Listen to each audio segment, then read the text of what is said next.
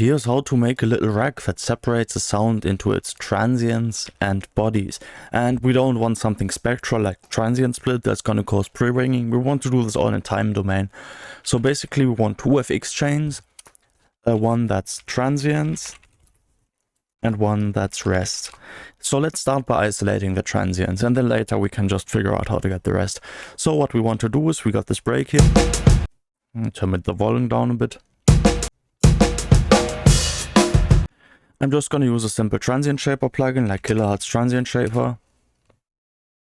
And let's maybe have a scope here just so you can kind of get a better sense of what we're doing here. So I'm basically just going to turn the sustain down, and then let's maybe map the speed to a macro here. So we can kind of choose how long we want our transients to be. Also going to turn the pump down, so basically we just get the attack here. Then yeah, mapping the speed to a macro. And then essentially the transients are a lot louder than the rest. Of course we haven't quite isolated them perfectly, so we also want to gate this a bit. Basically just using a normal gate. Ignore this extra stuff I have here. Just setting the threshold quite low. We really just want to gate out this stuff here. We don't kind of want to keep this.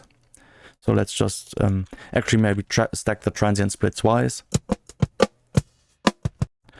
And then we can just apply a gate with a short release and kind of dip all the way up.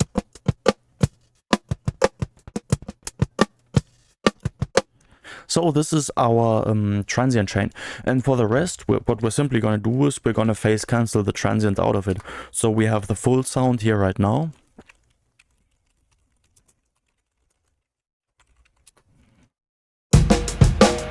So what we're going to do is we're going to use an audio receiver. Just get the transients from our transient chain. We've got this FX layer here somewhere. FX layer chains, transient, gate out. And then we're going to use a tool. And let's just use the default tool so it's easier for you to remake. Just use this. Phase flip the left and the right, or polarity invert rather. And now we've got the polarity inverted transients in this chain here. And the rest of the stuff in this. So if we add the two together, it's just gonna phase cancel the transients out of the sustain.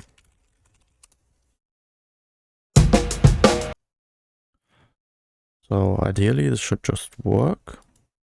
Let me put a limit on this.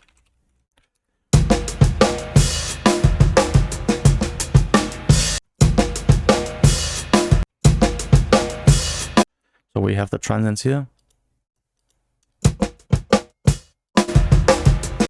And together this should be completely neutral.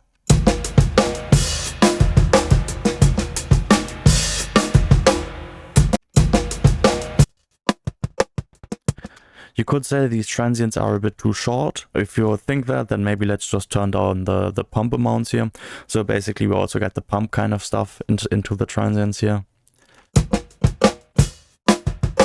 So we kind of just get longer transients, and let's turn the gate a bit up maybe. We can also maybe map the gate threshold to a macro here, just so we can tweak it a bit. So stuff like that. The soloing doesn't quite work for some reason because the sends are weird, but the splitting definitely works. So we've got the transients here and the rest here. So let's maybe just turn this down. Yeah. You can hear it a bit better how we've got the rest.